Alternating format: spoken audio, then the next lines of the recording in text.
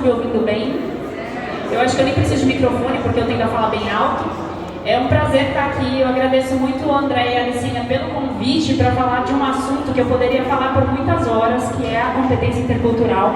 E por que a gente fala desse assunto? Porque o Peter Drucker, todo mundo conhece Peter Drucker, né? Ele tem essa citação que eu gosto muito, que é a cultura como estratégia no café da manhã. Ou seja, não adianta a empresa fazer toda uma estratégia se ela não leva em consideração a cultura das pessoas que estão na empresa. E eu queria me apresentar um pouquinho aqui para vocês. A Andréia já falou um pouquinho sobre mim, mas vocês estão me vendo aqui uma pessoa de cabelo azul, né? O que é essa pessoa? Por que ela tem calibre para falar de competência intercultural? Então, eu sou Ellen Haga, eu sou fundadora e diretora pedagógica da Higher Up Business English. Nós somos uma empresa de mentoria online em inglês para negócios, então nós atendemos pessoas que precisam de inglês para trabalhar, seja para fazer uma apresentação, seja para passar por uma entrevista, ou seja, só para lidar com parceiros internacionais no dia a dia. Além disso, como a Andrea falou, eu sou coautora aqui desse livro, que é Inglês para Negócios e Carreira. E o meu capítulo fala sobre 4 competências essenciais para operarem no mercado global. Uma delas é a competência intercultural, porque, como eu sempre falo para os nossos clientes, às vezes a gente está falando o mesmo idioma, que no caso é inglês, no nosso português, mas a gente não necessariamente está falando a mesma língua, porque as pessoas têm imagens mentais diferentes das nossas quando elas vêm de uma cultura diferente. Além disso, como a Andrea falou, eu também sou treinadora de professor de inglês e sou palestrante internacional. Por exemplo, esse ano eu estou indo para Praga dar uma palestra num evento. Então, esse é um assunto que eu gosto muito de abordar e é um assunto que eu consigo conversar com várias pessoas sobre isso. Então, vamos começar falando do conceito de cultura. O que vem na cabeça de vocês quando a gente fala de cultura? Vamos lá. Não sejam tímidos, senão eu vou começar a selecionar voluntários. Identidade. Isso, muito bem. Vamos lá, cultura. Valores. Isso. Costumes, exatamente. Regras. Isso, maravilha. Tudo isso é cultura. E não sei se vocês sabem disso, mas lá nos anos 60, 2 antropologistas tentaram definir o conceito de cultura. Eles chegaram em mais ou menos 150 definições diferentes. Então, cultura é um aspecto muito difícil de definir. Mas aqui, a gente vai estar falando sobre cultura, não na ideia de, por exemplo, a cultura que é a produção humana, que são músicas, livros, cinema, etc. A gente vai estar falando da cultura do ponto de vista geográfico, a cultura de países, tá? Então eu trouxe aqui algumas definições, algumas características muito importantes quando a gente fala de cultura. Primeira é que a cultura é adquirida. Então, a gente não nasce com uma cultura, a gente adquire essa cultura na nossa comunidade, da nossa família, dos nossos pais, enfim, ela é adquirida. Ela é compartilhada por um grupo. Isso não quer dizer que... Isso quer dizer que é muito difícil você pensar em cultura numa pessoa só, né? Ela é formada pelo grupo do qual você faz parte. E provavelmente a cultura da sua família é diferente da cultura da sua empresa, que é diferente da cultura dos seus amigos, né? E você age de uma forma um pouco diferente em determinados grupos culturais. A cultura, ela é geralmente inconsciente, até que alguém vem e aponta pra gente a estranheza de algum aspecto cultural. Vou dar um exemplo. Eu estava dando aula na Irlanda e depois do almoço, o que a gente faz? Escova os dentes, né? Não, dormir não dá. Então, eu fui ao banheiro da escola e estava escovando os dentes, entrou uma aluna. Ela olhou pra mim, ficou um pouco desconfortável e saiu correndo. E eu comentei com uma amiga, nossa, eu não entendi a reação da fulana, né? E aí ela falou assim, nossa, Ellen, mas você estava escovando os dentes em público?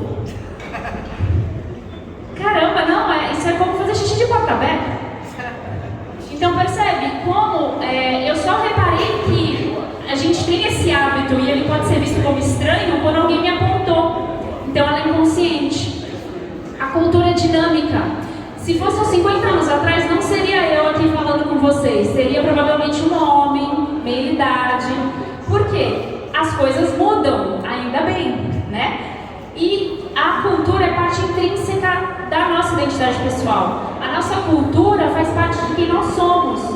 Então, a gente adota alguns hábitos de outras culturas, mas isso não quer dizer que a gente deixa de ser quem a gente é. Por isso que ela é parte intrínseca da identidade pessoal. E eu tenho essa citação aqui que ela é um pouco bairrista, mas ela reflete exatamente isso. Cultura é o jeito que nós fazemos as coisas por aqui. Então é o jeito que você faz as coisas no seu grupo. E para falar de competência intercultural, eu escolhi 3 assuntos que geralmente causam conflito quando a gente lida com uma cultura diferente. O primeiro deles é a comunicação. Na opinião de vocês, o que faz de alguém um bom comunicador? Um bom comunicador? Muito bom, conhecimento, óbvio. Alguma outra coisa? Isso, audiência. Oratório? Isso, maravilha. Alguma outra coisa?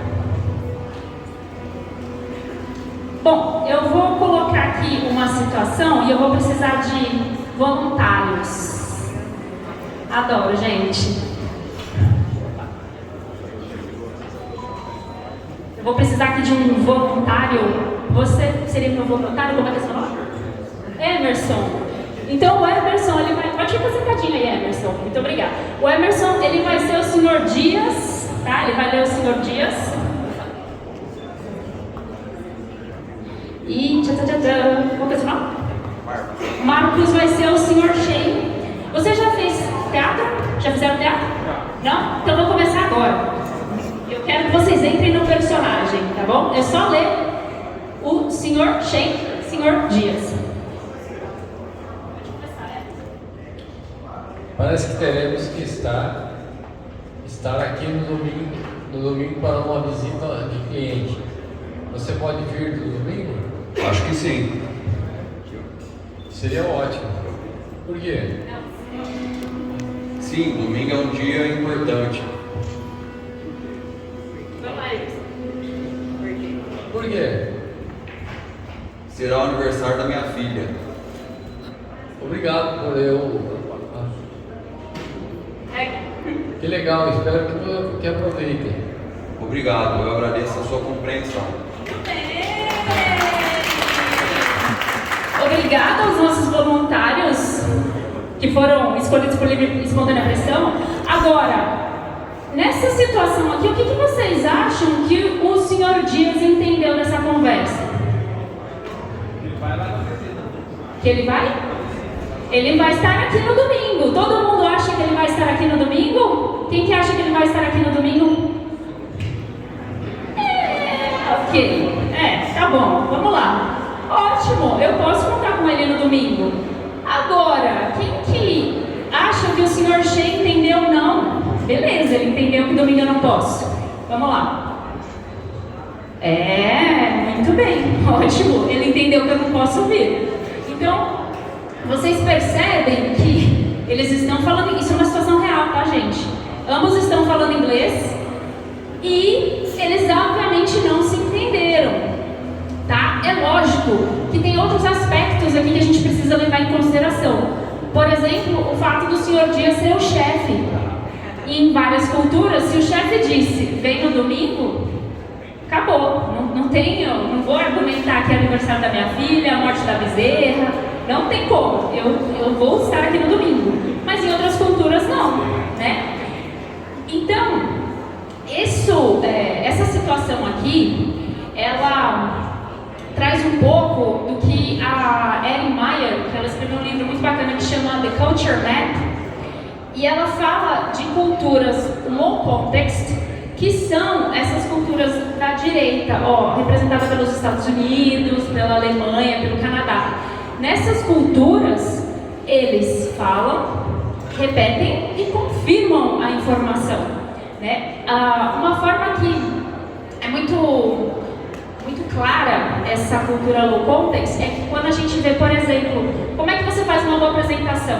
Você fala para a sua audiência, eu vou falar sobre isso. Você fala e depois você repete o que você disse. É assim que a gente é ensinado a fazer a apresentação, e isso é um exemplo de boa apresentação. Isso é o típico low context, tá? Agora, nessas culturas aqui da direita, high context, o bom comunicador é aquele que entrega muito falando pouco. Então, eles levam muito a sério aquele ditado que para bom entendedor... Nossa, gente, vocês estão morrendo. Vamos lá, para bom entendedor? Meia palavra basta. Exatamente! Eles levam isso muito a sério. Eu vou dar um exemplo. Se vocês convidam um japonês mesmo, não falso assim, igual eu, tá? Mas um japonês de verdade. Vamos jantar. E o japonês fala assim, choto. Choto, entre outras traduções, quer dizer um pouquinho. Isso quer dizer que ele não vai.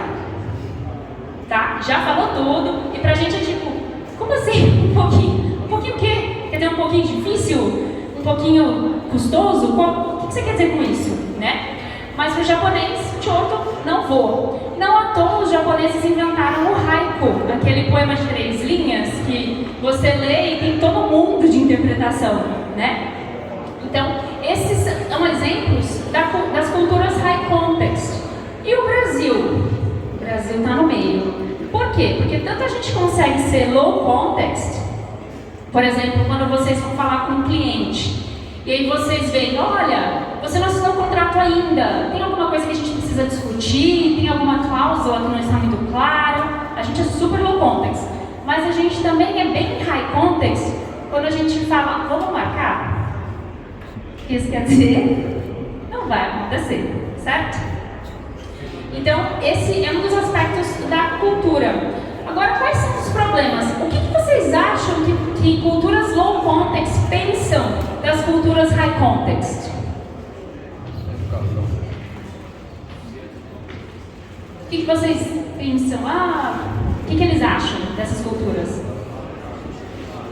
Eles pensam, eles são dissimulados, pouco transparentes e incapazes de se comunicar de forma efetiva. Efetiva de acordo com o meu critério, certo? E as culturas high context, o que elas pensam do pessoal low context? Falam demais. Exatamente. Eles ficam repetindo o óbvio. Eles são condescendentes e nos tratam como crianças. Isso é um aspecto corporativo, tá, gente?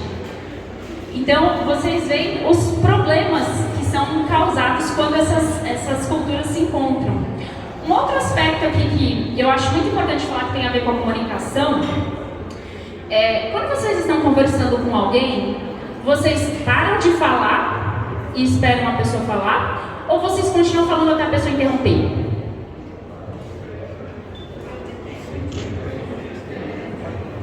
Quem espera a pessoa interromper? Vamos lá, levanta a mão. Quem espera a pessoa interromper? Ok. Nossa! Mas a maioria para de falar voluntariamente? Acho que vocês não são brasileiros não, gente. Porque brasileiros têm uma dificuldade enorme com o conceito de tomada de palavra. Ou no original a gente chama de turn taking. Então quando você está conversando com uma outra cultura, o que geralmente acontece? Você está falando e pensando, nossa, esse cara é bem bacana, mas ele não fala muito, né? E a outra cultura está pensando, nossa, esse cara é bacana, mas ele não para de falar, não deixa eu falar. Né? Isso é o conceito de turn taking, que pra gente é muito difícil. E isso afeta a nossa comunicação.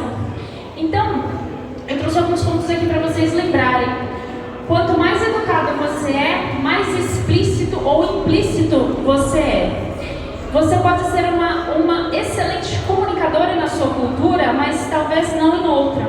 Então, por exemplo, Leandro Carnal, que é um epítome da comunicação, né? A gente considera ele um excelente orador. Se você levar o Leandro Carnal para dar uma palestra na Indonésia, ele não vai ser percebido como um bom orador, muito provavelmente, né? Por quê? Porque ele é super educado. Então ele sabe como fazer uma palestra super low context. Mas lá naquele conceito deles, eles vão falar, nossa, mas é tudo explícito. Ele não deixa nada pra gente, certo? Então, essa foi a questão da educação, da comunicação. Em ambientes culturais, é necessário ser mais claro, específico e transparente possível. Então, se vocês estão operando num grupo que é multicultural, que vocês têm tanto high quanto low context, sejam o mais transparentes possíveis, para evitar problemas de comunicação, como aconteceu lá do Sr. Dias e do Sr. Shen. E o segundo ponto que eu tenho aqui para vocês hoje é o confronto. Eu vou dar um tempinho aqui para vocês lerem essas frases e eu queria saber quais frases vocês usam para discordar de alguém.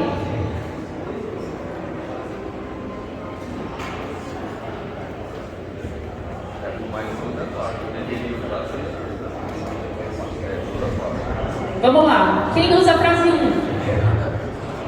Frase 1. Não muita gente. Ok. Frase 2. Frase 3. Ok. E frase 4. Nossa, que beleza! Isso quer dizer que vocês são mais confrontadores. Isso não é uma coisa ruim, tá? Vejam só, os exemplos de frase 2 e 4, eles são mais confrontadores. Agora, as frases 1 e 3, posso oferecer isso, 1 e 3, elas são mais contemporizadoras, né? Elas buscam mais um meio termo. E por que isso é importante? Por causa desse conceito aqui. Salvar a cara, saving face. Eu vou dar um exemplo aqui para vocês. Eu tive essa cliente que era diretora de uma multinacional e ela foi convidada a dar uma reunião na Europa. Era uma reunião de board, assim, só tinha alta diretoria. Ela ia falar do panorama brasileiro. E a pessoa que estava acima dela na hierarquia começou a fazer perguntas. E para ela aquilo soou muito agressivo. Aquilo foi tão rude, na opinião dela, que quando a reunião terminou, ela ligou para a diretoria de RH aqui no Brasil e falou: eu me demito. Para vocês terem noção de como foi sério. É claro que a diretora de RH falou: não, espera, aproveita a sua viagem, curte uns dias na Europa, quando você voltar a gente discute. E é claro que quando ela retornou, ela estava de cabeça fria e não vou colocar tudo a perder. Então, o que acontece aqui? A pessoa mais alta na hierarquia, ela fez perguntas que provavelmente na cultura dela é normal, não tem problema eu ser mais confrontador, ser mais inquisidor, fazer a pergunta de uma forma que eu obtenha informações. Todas as culturas, elas têm esse conceito de saving face, mas esse conceito ele varia, tá? Ele não é um conceito estático. Então, para a cultura daquela pessoa, ele estava sendo perfeitamente profissional e para ela, super rude. Aqui no Brasil a gente evita fazer com que a pessoa perca a cara, né? Loss of face. Porque, a menos que seja aquele João lá do financeiro, que eu não gosto muito da cara dele, então não tem problema, né? Mas no geral a gente tenta evitar o confronto. Então, para lembrar nesse aspecto, provavelmente não é pessoal, é muito difícil falar: nossa, aquele cara é mal educado, aquela pessoa é rude. Porque ela às vezes vem de uma cultura que é perfeitamente normal. Alguém aqui tem amigos cariocas? Ou alguém aqui é do Rio? Ok, não, carioca quando fala, você fica, né? Nossa, é comigo? Desculpa eu existir, né? E isso dentro da mesma cultura, que é a cultura brasileira. Então, provavelmente não é pessoal. Ok. Não se frustre com quem desafia suas ideias abertamente e também com quem não o faz. Isso é muito importante. E agora, para quem... Todo mundo assistiu o vídeo de desafio? Teve alguém que não assistiu o vídeo? Não assistiram? Tá, ok. Só para passar rapidinho, qual foi o desafio que eu lancei em vídeo? Uma engenheira estadunidense foi contratada por uma empresa automotiva alemã para resolver um problema de emissão de carbono de um dos produtos que eles tinham. Então essa engenheira, quando ela vai para a Alemanha, ela visita a fábrica, fala com o fornecedor, fala com o cliente, pesquisa e chega em algumas conclusões. Então ela marca essa reunião com os tomadores de decisão para falar do que ela acha que deve ser feito, das sugestões dela. Só que a reunião não vai nada bem e eles não aceitam nada do que ela disse. meses de trabalho são perdidos. O que aconteceu? Alguém tem alguma ideia do que aconteceu? Vamos lá, gente. Alguma ideia? Oi? Ela não soube expor? Alguma outra ideia do que aconteceu? Não? Tá. Então eu vou contar para vocês. É porque, no aspecto da persuasão, os alemães, eles operam no princípios primeiro. Isso quer dizer que, para eles, primeiro vem o conceito, vem a teoria e depois existe uma conclusão.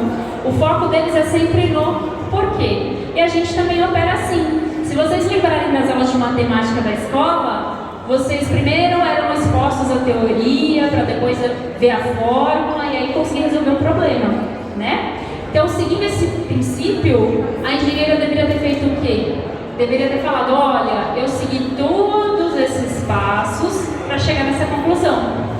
E os estadunidenses operam no princípio de aplicações primeiro, tá? Isso quer dizer, alguém já fez curso em universidade estadunidense? Não? Se vocês fizerem, vocês vão receber primeiro um estudo de caso e depois vocês vão pro curso e aí, tá, agora eu entendi por que tinha esse estudo de caso. Assim, como é que eu vou começar já operando? Porque primeiro para eles vem a hipótese e depois as teorias. O foco deles é no como. Então, na questão da persuasão, é importante que a gente entenda de onde que a pessoa está partindo. Para vocês lembrarem, a maioria das pessoas consegue entender ambas as formas de pensar, mas elas são majoritariamente influenciadas por uma. Então é importante que vocês expliquem para a pessoa de onde você está partindo, quando você está lidando com uma cultura que tem um modo de pensar diferente.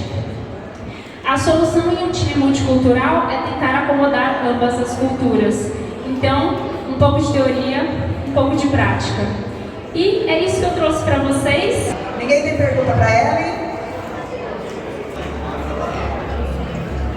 Bom dia, Ellen, obrigado pela apresentação, muito boa. Você mencionou muito as diferenças culturais com os Estados Unidos, Europa, Ásia e tal. Mas e os nossos irmãos latino-americanos? A gente tem muitas diferenças culturais no negócio com eles? Que diria sobre isso? Nossa, cara, essa é uma pergunta muito boa. Sabe por quê? A autora daquele livro que eu mostrei, o Low Context e High Context, ela tem uma fala que ela diz assim, que os maiores problemas de comunicação, maiores conflitos que acontecem entre as pessoas é entre culturas parecidas. Então a gente pensa assim, poxa, o pessoal da América Latina tá aqui, são hermanos, né? A gente pensa bem parecido, né? A gente é latino, expansivo, e na verdade não. Por exemplo, os argentinos, né, eles são percebidos geralmente como mais agressivos, né? Todo mundo que eu converso sempre fala, não, a Argentina é mais educado, né? E na verdade não, é porque eles são um pouquinho só mais confrontadores do que a gente.